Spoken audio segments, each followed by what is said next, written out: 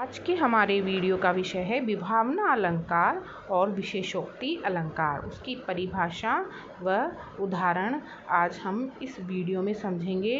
कृपया सब्सक्राइब और लाइक ज़रूर करें। धन्यवाद। आज हम अध्ययन करेंगे विभावना अलंकार। विभावना अलंकार किसे कहते हैं, हम सर्वप्रथम इसकी परिभाषा को देख लेते हैं। जहाँ बिना कारण के भी कार्य का होना पाया जाता है वहाँ विभावना अलंकार होता है, अथवा असंगत कारण होने पर भी कार्य होता है। हमको यहाँ पर ये ध्यान देना चाहिए कि कोई भी कार्य बिना कारण के नहीं होता है, लेकिन विभावना अलंकार में क्या हो रहा है कि बिना कारण के भी कार्य का होना पाया जा रहा है, इसलिए यहाँ पर ये विभावना अलंकार है। हम इसको एक उदाहरण के माध्यम से समझ लेते हैं। बिनु पद चले सुने बिनु काना, बिनु कर कर्म करे विधि नाना। यहाँ पर ईश्वर के बारे में बताया गया है कि ईश्वर बिना पैरों के चलते हैं, बिना कानों के सुनते हैं और बिना हाथों के ही अनेक कर्म करते हैं। तो यहाँ पर बिना कारण के भी कार्य हो रहा है, इस उदाहरण से हमको समझ में आ रहा है। तो यहाँ पर हम कह सकते हैं कि जब हम कोई भी कार्य करते हैं उसके पीछे कोई न कोई कारण अवश्य होता है, लेकिन यहाँ बिना कारण ही काम हो रहा है। तो जहाँ पर बिना कारण ही काम हो रहा हो वहाँ पर कौन सा अलंकार होगा, विभावना अलंकार। हम इसके अन्य उदाहरण समझ सकते हैं। निंदक नियरे राखिए आंगन कुटी छपाए, बिनु पानी साबुन बिना निर्मल करे सुभाए। तो यहाँ पर भी हम अपने आप को निर्मल या स्वच्छ कैसे बना सकते हैं, साबुन या पानी से। लेकिन यहाँ पर निंदक जो निंदक का अर्थ है जो हमारी निंदा करे, जो हमारी कमियों को देखकर हमें बता सके, उसे हमें अपने पास रखना चाहिए, जो बिना पानी और साबुन के बिना ही हमारा स्वभाव निर्मल कर सकता है।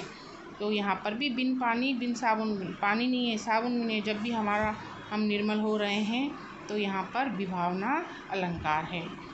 नाची अचानक ही उठे बिनु पावस बन हो, बिना वर्षा ऋतु के ही वन के मोर अचानक नाच उठे हैं। तो यहाँ पर भी कारण नहीं है लेकिन कार्य हो रहा है, तो यहाँ पर विभावना अलंकार है, बिना कारण ही यहाँ पर कार्य हो रहा है। हम यहाँ पर अक्सर बिन बिनु बिन बिनु ये आए तो हम वैसे भी समझ जाएंगे कि ये विभावना अलंकार है।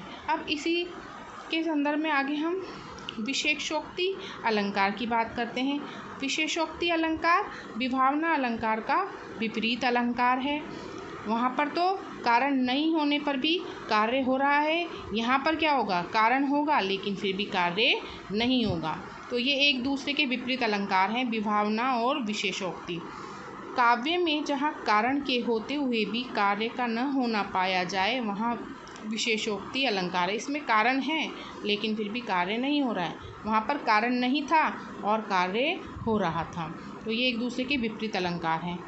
उदाहरण, मूरख हृदय न चेत, जो गुरु मिलहि विरंची सम, फूलई फलई न बेत, यद्यपि सुधा बरसई जलद। तो कहते हैं अगर मतलब ब्रह्मा जी के जैसा गुरु मिल भी जाए तो मूरख का हृदय फिर भी नहीं चेतता, उसको ज्ञान प्राप्त नहीं होता। तो यहाँ पे कारण तो है, ब्रह्मा जी जैसे गुरु हैं लेकिन फिर भी ज्ञान प्राप्त नहीं हो रहा है।